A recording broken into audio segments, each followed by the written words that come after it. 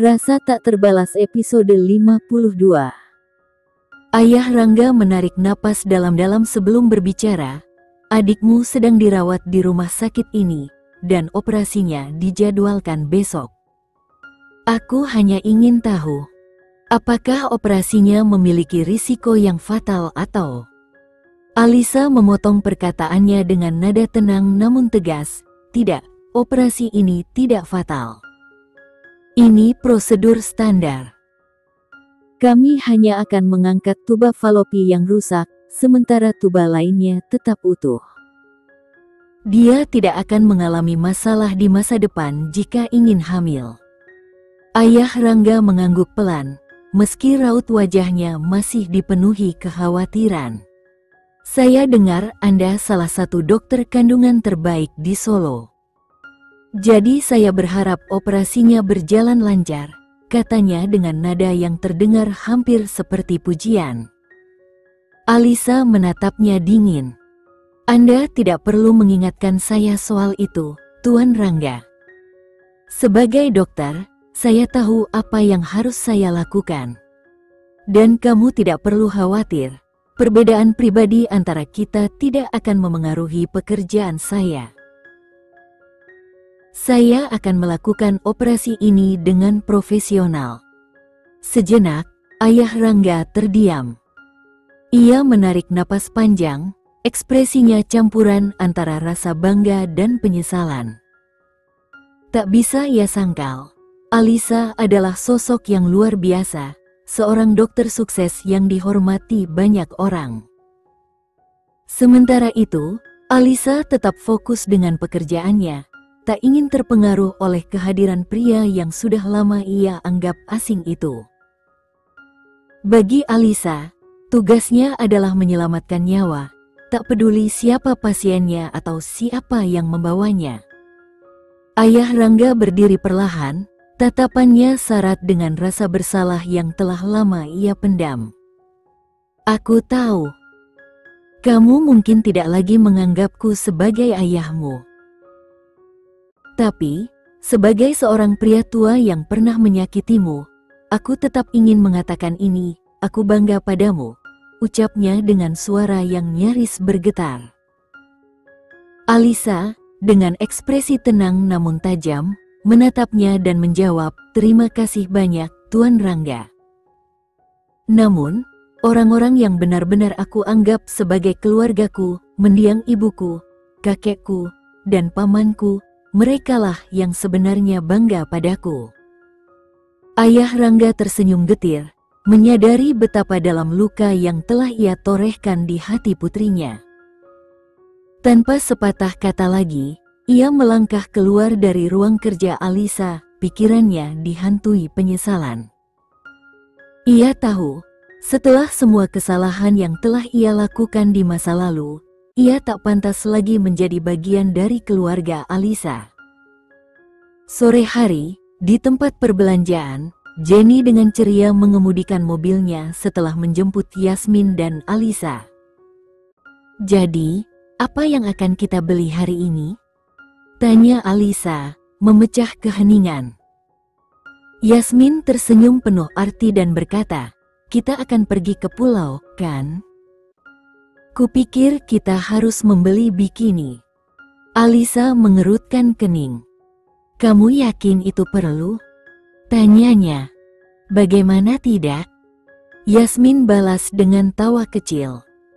Kau tidak ingin membuat seseorang terpana di pantai? Jenny terkekeh mendengar percakapan mereka dan ikut menimpali. Aku rasa aku tidak perlu merayu Tuan Julian lagi. Dia sudah cukup tergila-gila padaku. Namun, ia menambahkan dengan ragu, masalahnya, aku belum pernah memakai bikini sebelumnya. Yasmin menepuk bahu Jenny dengan semangat. Selalu ada yang pertama kali, bukan? Anggap saja ini bagian dari pengalaman baru. Jenny tertawa kecil, lalu mengangguk setuju. Baiklah, aku akan mencobanya. Alisa, yang sejak tadi mendengarkan dengan ekspresi datar, akhirnya berkata, kalau begitu, Aku hanya perlu beberapa pakaian tidur saja. Yasmin memandangnya sambil tersenyum nakal. Alisa, kurasa hanya kau yang butuh baju tidur. Karena menurutku, aku dan Jenny mungkin tidak akan memerlukannya sama sekali. Jenny tertawa terbahak-bahak mendengar komentar itu, sementara Alisa hanya memutar matanya sambil tersenyum kecil. Jenny tertawa kecil dan berkata, Tuan Julian juga mengatakan hal yang sama kepadaku. Aku juga bilang hal yang sama pada Bima, tambah Yasmin dengan senyum lebar. Alisa menghela napas dan berkata, baiklah, kurasa aku harus membelinya sendiri. Yasmin mendekat sambil tersenyum jahil. Tunggu sebentar, Niko juga ikut liburan ini, kan? Jadi, mungkin saja ini kesempatan kalian untuk memperbaiki hubungan kalian. Jenny ikut menimpali, benar, ini peluang yang bagus untuk kalian. Siapa tahu apa yang bisa terjadi di pulau itu. Wajah Alisa langsung memerah, dan dia menundukkan kepalanya sambil menggigit bibir. Kalian ini bicara apa sih? Tanyanya malu-malu. Melihat reaksi Alisa, Jenny dan Yasmin tertawa terbahak-bahak. Lihat dirimu, tersipu seperti remaja yang baru jatuh cinta, goda Ming. Alisa mencoba menyembunyikan wajahnya dengan kedua telapak tangannya sambil berseru, sudahlah, berhenti. Berhenti menggodaku. Tawa mereka memenuhi ruangan, menciptakan suasana penuh kehangatan dan kebahagiaan. Di kantor Julian, Niko memasuki ruangan dengan ekspresi ingin tahu. Jadi, kenapa kamu memanggil kami ke sini? Tanyanya. Julian menyesuaikan posisi duduknya dan menjawab, Robi mengatakan bahwa dia adalah dalang utama di balik penyelundupan itu. Jadi, aku pikir kalian juga perlu tahu. Bima tersenyum kecil dan berkata, jadi orang itu benar-benar menghentikan bisnis penyelundupannya. Ini menarik. Saya tidak menyangka dia akan sampai melakukan itu, ujar Niko sambil mengangkat alis.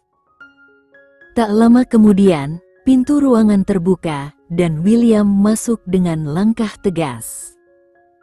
Tuan Robi sudah datang bersama seorang pria, lapornya. Bawa mereka masuk, perintah Julian. Saat Robi melangkah masuk ke ruangan dengan seorang pria di belakangnya, dia menyapa dengan nada santai, halo, saudara-saudara. Niko, yang sejak tadi terlihat gelisah, langsung memutar matanya dengan jengkel. Cepat saja. Aku tidak punya banyak waktu untuk basa-basi, ucapnya dengan nada tegas. Robi tersenyum kecil, seolah menikmati suasana tegang di ruangan itu, dan mulai berbicara, baiklah, kalau begitu, mari kita langsung ke intinya. Sambil meletakkan tangan di bahu bawahannya, Robi berkata dengan nada serius, ini Johan, bawahanku. Dialah yang bertanggung jawab atas seluruh operasi penyelundupan. Dengan senang hati, aku serahkan dia kepadamu untuk menerima hukumannya. Julian memandang Robi dengan dingin sebelum memanggil dengan suara tegas, Marcel. Mendengar nama itu, Robi menelan ludah dengan gugup. Astaga, kenapa kau panggil setan kecil itu? Gumamnya dengan nada ketakutan. Tak lama, pintu terbuka, dan Marcel melangkah masuk dengan senyum kecil yang penuh arti. Robi langsung melangkah mundur, bersembunyi di belakang Bima. Tolong, jauhkan dia dariku, katanya sambil melirik Marcel dengan waspada. Tanpa memedulikan Robi, Marcel menatap Johan dengan tatapan tajam. Siapa yang ingin dekat denganmu, Robi? Katanya dengan nada mengejek. Julian menganggukkan kepala ke arah Johan. Bawa orang ini pergi. Kau tahu apa yang harus dilakukan selanjutnya. Mata Marcel langsung berbinar penuh semangat. Dia tampak seperti anak kecil yang baru saja mendapatkan hadiah favoritnya. Tapi sebelum Marcel sempat menyentuh Johan, Robbie langsung berteriak, "Tunggu dulu. Setan kecil, hentikan." Robbie bergegas ke arah Johan dan memeluknya dengan dramatis. "Josh, maafkan aku, sobat. Tapi aku tak bisa lagi melindungimu. Kau sudah melewati batas," ucapnya dengan nada pura-pura sedih. Marcel menyipitkan mata ke arah Robbie. "Kalau kau begitu mencintainya, kenapa tidak ikut dengannya?" tanya Marcel dengan seringai nakal.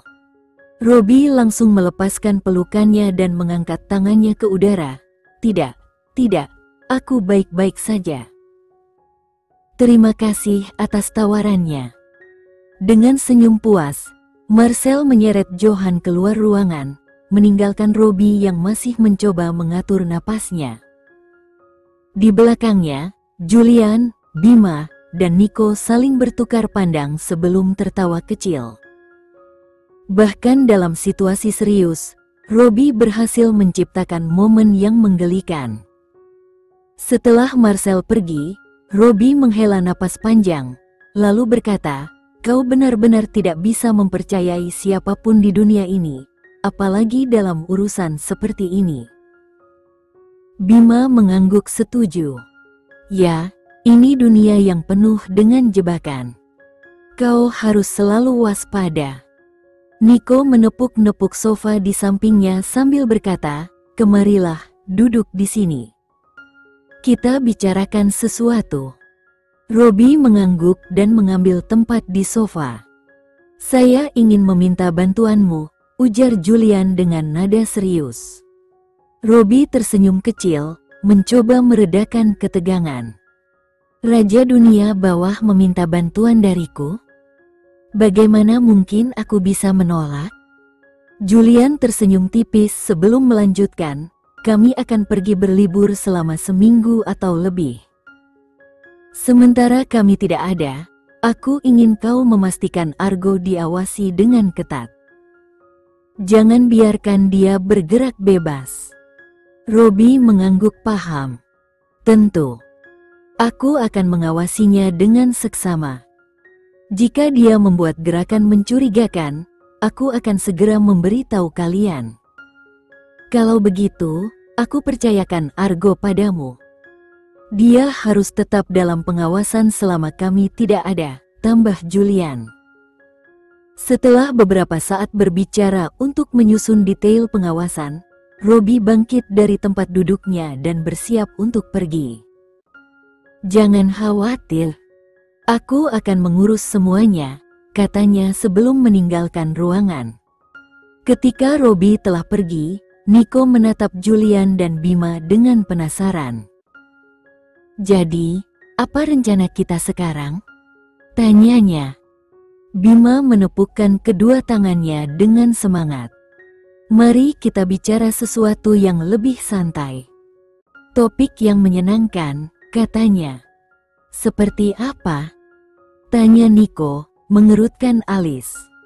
"Sesuatu yang ringan.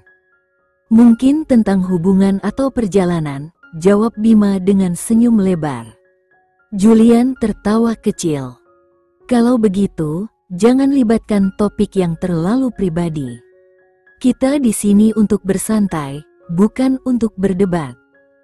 Nico yang sejak tadi mendengarkan hanya menghela napas, merasa percakapan itu mulai bergerak ke arah yang ringan tapi menghibur. Julian tertawa kecil, memandang Nico sambil berkata, "Lucu sekali, ya. Kamu adalah orang pertama di antara kita yang menjalani hubungan serius, tapi sekarang kamu justru yang paling tidak aktif." Bima ikut tertawa. "Nico, serius deh, mungkin kamu perlu memeriksa peralatan kamu. Siapa tahu sudah berkarat karena terlalu lama tidak digunakan."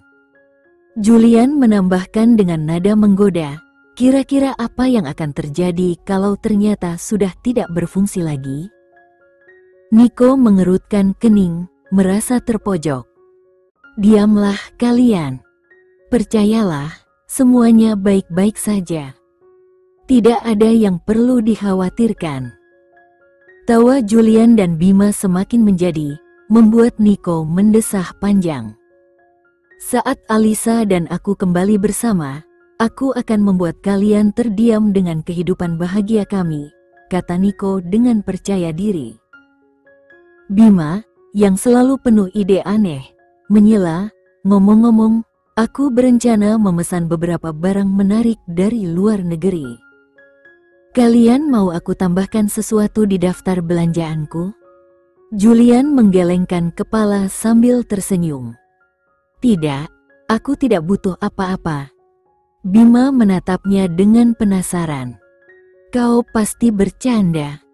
Jangan bilang kau menjalani semuanya begitu saja tanpa berpikir panjang. Julian mengangguk santai. Nico, yang tampaknya tidak percaya, bertanya, kau serius? Kau tidak khawatir tentang risiko apapun? Julian tertawa kecil. Aku rasa tidak perlu. Semua sudah berjalan dengan baik. Bima menepuk dahinya. Bro, kau tahu kan apa artinya ini? Kau mungkin akan menjadi ayah lebih cepat dari yang kau kira. Julian terdiam sejenak, memikirkan ucapan itu. Ia tidak menolak ide untuk menjadi ayah suatu hari nanti, tapi ia tahu ini belum saatnya. Masih banyak yang ingin ia lakukan bersama Jenny sebelum tanggung jawab besar itu datang. Sepertinya aku memang harus lebih hati-hati, ujar Julian sambil tersenyum kecil, mencoba mengakhiri topik itu dengan tenang. Pusat perbelanjaan, apa mereka benar-benar harus terus mengikuti kita seperti ini?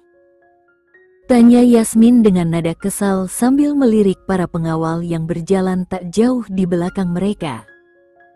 Jenny mengangguk sambil tersenyum lemah. Julian tidak akan membiarkanku pergi kemanapun tanpa mereka kalau dia tidak ikut. Kau tahu bagaimana dia? Yasmin mendesah keras. Kalau Bima sampai melakukan hal seperti ini padaku, aku pasti akan menghukumnya. Aku suka kebebasan, bukan pengawalan berlebihan seperti ini. Jenny terkikik, lalu berkata, ayo kita beli semuanya cepat-cepat. Aku tidak mau berlama-lama di sini. Setelah mereka selesai membeli semua kebutuhan untuk liburan, mereka berdua pulang dengan membawa beberapa tas belanjaan besar. Sementara itu di perjalanan pulang, Julian mampir ke sebuah supermarket kecil.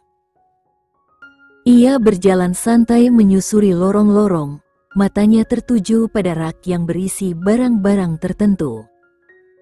Setelah berpikir sejenak, ia mengambil sebuah kotak besar kondom dan menatapnya sambil tersenyum kecil. Dengan hati-hati, ia memasukkan kotak itu ke dalam saku mantelnya. Lebih baik bersiap daripada menyesal, gumamnya sambil melangkah menuju kasir. Setelah selesai berbelanja, Julian kembali menuju rumah dengan semangat baru. Di rumah Baskara, Jenny tiba di rumah lebih dulu dari Julian. Ia merasa lega saat melihat Julian belum kembali.